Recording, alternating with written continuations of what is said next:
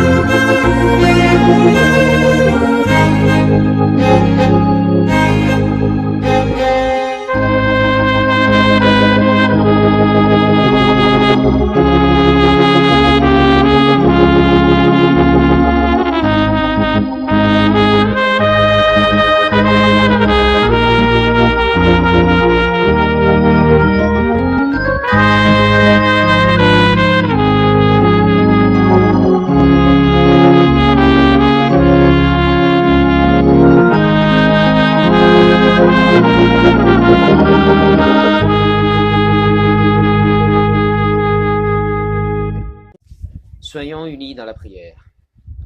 Nous te remercions, Seigneur, pour ce jour nouveau que tu nous as donné, ce merveilleux moment que tu nous as donné afin que nous écoutions de nouveau ta parole.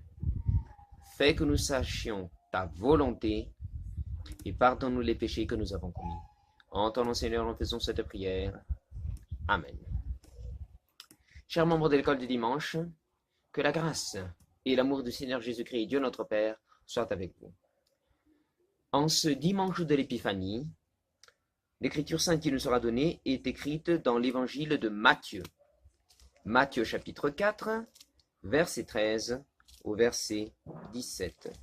Matthieu chapitre 4, verset 13 au verset 17, voilà ce qui est écrit au nom de Jésus-Christ. Il ne resta pas à Nazareth, mais alla demeurer à Capernaum, ville située au bord du lac du Galilée, dans la région de Zabulon et de Nephtali. Il en fut ainsi afin que se réalisent ces paroles du prophète Ésaïe, région de Zabulon, région de Nephtali, en direction de la mer de l'autre côté du Jourdain, Galilée qu'habitent les non-juifs. Le peuple qui vit dans la nuit verra une grande lumière, pour ceux qui vivent dans le sombre pays de la mort, la lumière apparaîtra.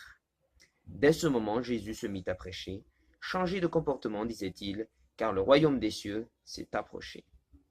Amen. Épiphanie. Vous qui ont déjà passé dans la classe D à l'école du dimanche, vous savez très bien ce que c'est. Cela veut dire manifestation. Ceux qui ne le savent pas, soit ils n'étaient pas dans la classe D de l'école du dimanche, soit ils y étaient, mais ils ont fait peut-être l'école buissonnière. Dieu se manifeste. Jésus se manifeste sur les gentils, les païens, les non-croyants. L'ancien président de l'église luthérienne disait même que l'épiphanie, c'est le Noël des non-croyants. Pourquoi? Parce que on commémore en ce jour de l'épiphanie le fait que Jésus s'est montré aux païens. Même si ce n'est pas écrit dans notre texte aujourd'hui, vous savez très bien de qui il s'agit. Il s'agit des trois mages, Gaspard, Melchior, Balthazar. Certains d'entre vous le connaissent. Et Jésus s'est montré sur ces trois mages par l'intermédiaire de l'étoile qui s'est montrée dans le ciel. Ainsi, les non-croyants ont pu voir Jésus. Vous, en France, vous célébrez peut-être encore la galette des rois. Chacun a une part de galette. Et celui qui trouve la fève devient le roi ce jour-là. Il y en a même des traditions qui disent qu'on fait toute sa volonté pendant tout le jour. Bon, ce sont peut-être quelque chose qui vous apporte la joie, quelquefois, qui vous amuse, mais attention, il ne faut pas oublier la vraie signification de la fête. Alors, Jésus est venu au monde pour tout le monde. Pas seulement pour les croyants, pas seulement pour les Israélites, pour tout le monde. Vous connaissez très bien Jean chapitre 3, verset 16, on ne va pas le lire, vous le connaissez très bien. Dieu a tant aimé le monde, pas Israël, pas les Juifs, pas Madagascar, mais le monde entier. Voilà pourquoi, quand Jésus était venu sur terre, il s'est d'abord montré hommage et, d'après le texte d'aujourd'hui, il est parti dans la région où il y avait des non-croyants.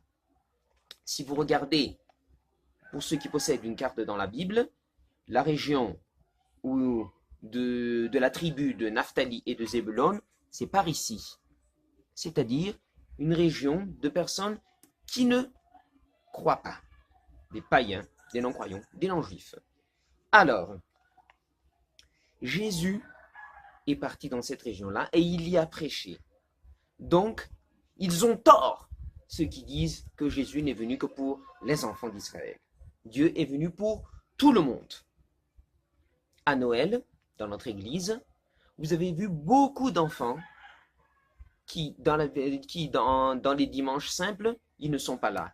Mais à Noël, ils étaient là pour chanter, pour faire leur poésie, et ça nous a mis mal à l'aise. Il y a même des personnes qui ne sont pas habituées à aller à l'église et qui étaient venues le jour de Noël, et ça nous a également mis mal à l'aise. Faites attention. Je sais que ces personnes-là sont inhabituées à l'église. Oui, d'accord, je sais qu'ils ont des mauvais comportements dans la vie quotidienne, etc. Seulement, Jésus aime ces personnes-là. Même si on déteste ces personnes-là, Jésus, lui, il les aime tous. Et il veut que ces personnes-là rentrent dans son église. Ce n'est pas à nous de juger que telle ou telle personne ne doit pas entrer dans l'église. Nous devons donner l'amour de Jésus. Et c'est aux gens de choisir s'ils veulent prendre cet amour, oui ou non. Nous devons donner la bonne nouvelle, montrer à quel point Jésus est bon. Et c'est à ces personnes-là de savoir s'ils doivent vraiment approcher Jésus, oui ou non. Que la grâce du Seigneur Jésus-Christ, l'amour de Dieu notre Père et la communion avec le Saint-Esprit soient avec vous. Amen. Prions. Seigneur, nous te remercions pour ce jour nouveau que tu nous as donné. Nous te remercions pour cette parole que tu nous as donnée. Nous te remercions pour cette épiphanie afin que nous avons commémoré. Nous souvenons maintenant que tu es venu pour tout le monde et pas seulement pour les enfants d'Israël. Apprends-nous à montrer ton amour à tout le monde. En ton nom, Seigneur, nous faisons cette prière. Amen.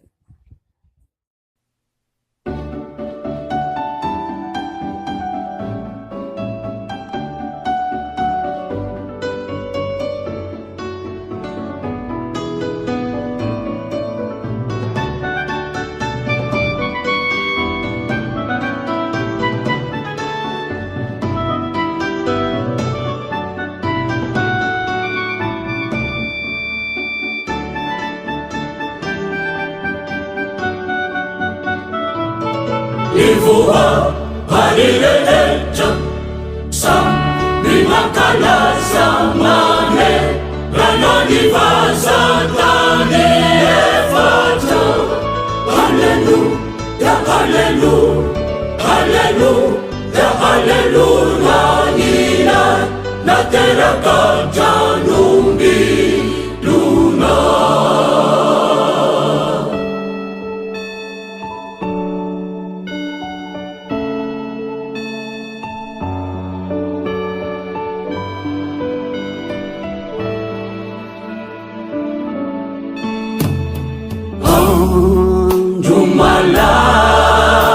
Zasa di sutuku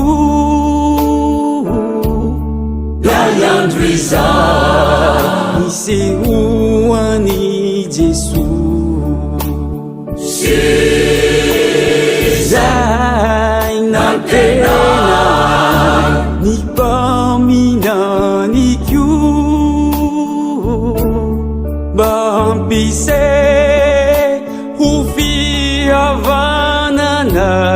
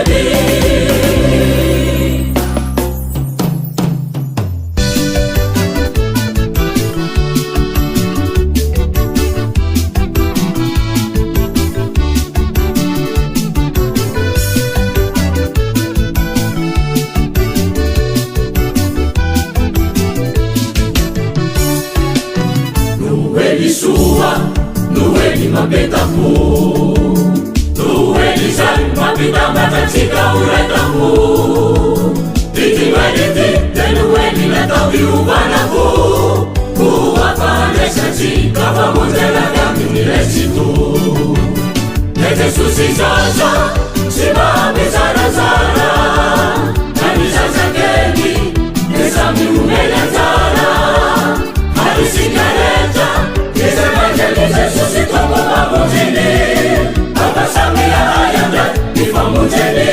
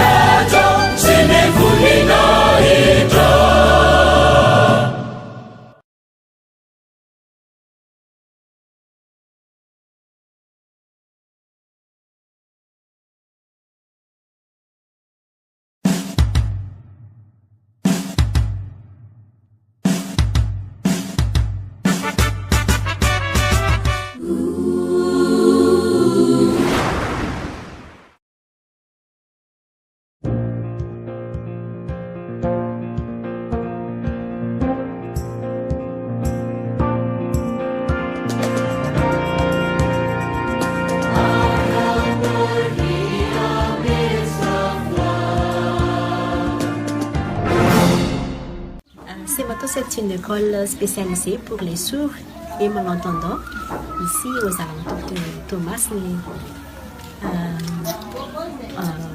C'est une école du niveau primaire. Il y a la classe préscolaire, le niveau primaire, et après le niveau primaire, ces jeunes-là, ils voudraient continuer en cette classe qu'on appelle classe pré-professionnelle pour apprendre un peu le métier.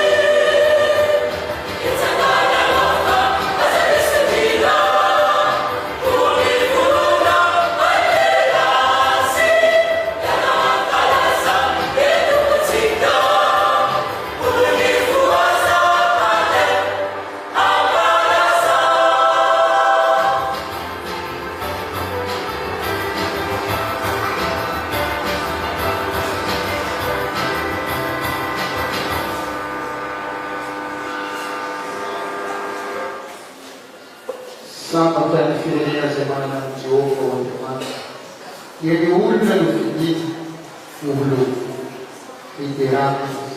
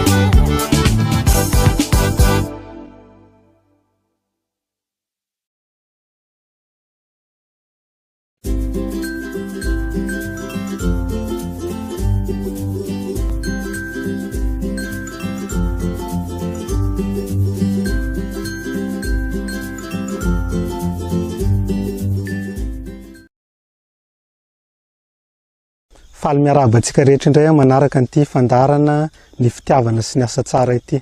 Dauphin Mara no anarako a, zanaky ny fiangonana loteranina malagasy aho avy aty amin'ny synodam-paritany Toamasina, nianatra momba ny fambolena sy ny fiompiana ary misehatra ao anatin'izany tontolo izany ho amin'ny fampiroboroboana ny sehatra asa maitso toy ny fambolena, ny fiompiana ary ny fikajiana ny tontolo iainana.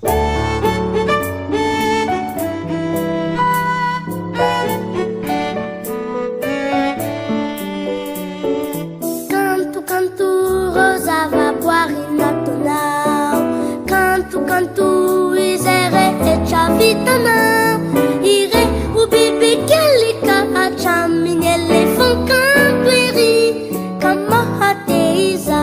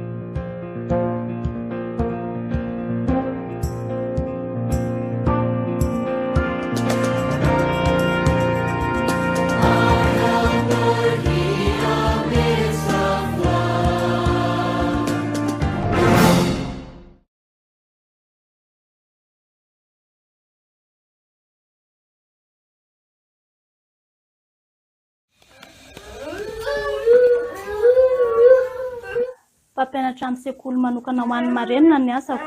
Aty amin'ny sekoly manokana dia vitsy ny ankizy, 10 na 12 eo. Raha ampitahana amin'ny sekoliny rehetra izay miisa 70 na 80 eo. Noho izany dia voajery tsirairay ny ankizy aty amin'ny sekoly manokana ary koa misy ny taranja manokana. Anisan'izany ny fampitenenana izay tsy hita ary tsy ho vita raha tsy aty amin'ny sekoly manokana ho an'ny marenina ihany. Tena tsara ary ilaina ny sekoly manokana ho an'ny marenina.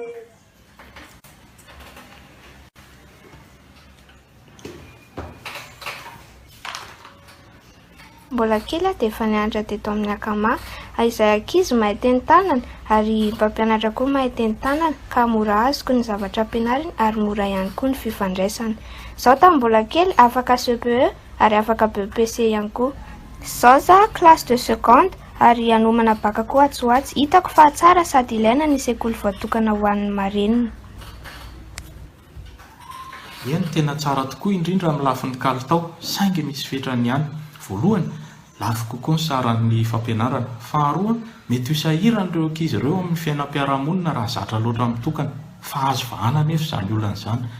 Ho anay eto dia ny ankizy tsy manana fahasembanana indray no asaina miara-mianatra amin'izy ireo eto. Amin'izay dia sady lasa manana andraikitra ho modely ho an'ny fanabeazana mampiaty indray ny sekoly manokana toy itony.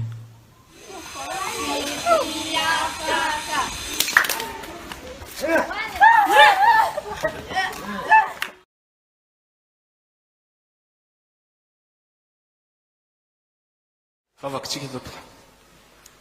Ry rainay tsara indrindro, misaotranao izay noho izao fotoana izay iaonanay atao amin'ity fiangonana ity izao. Dia misaotra satria ianao no mamangy eto ankehitriny, koa dia tao amin'ny anaranao izany famangina izany. Misaotra ray amin'ny anaran'i Jesosy. Amen.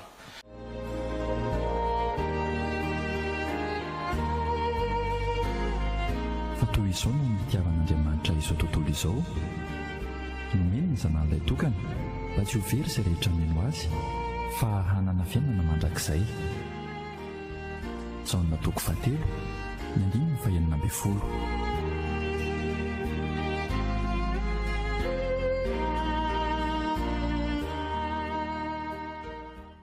Radio Tiany Fiainana 91.2 MHz.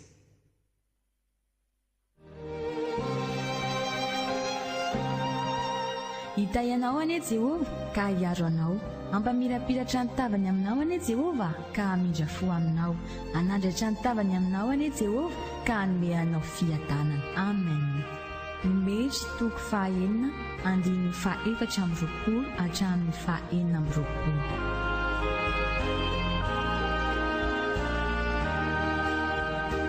L'Éternel te bénisse et te garde. L'Éternel fasse lever la lumière de sa face sur toi et use de grâce envers toi. L'Éternel lève sa face sur toi et te donne la paix. Amen. Nombre chapitre 6, versets 24 à 26.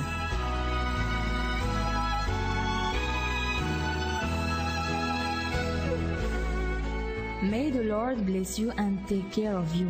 May the Lord be kind and gracious to you. May the Lord look on you with favor and give you peace. Amen. Number chapter 6, verse 24 to 26.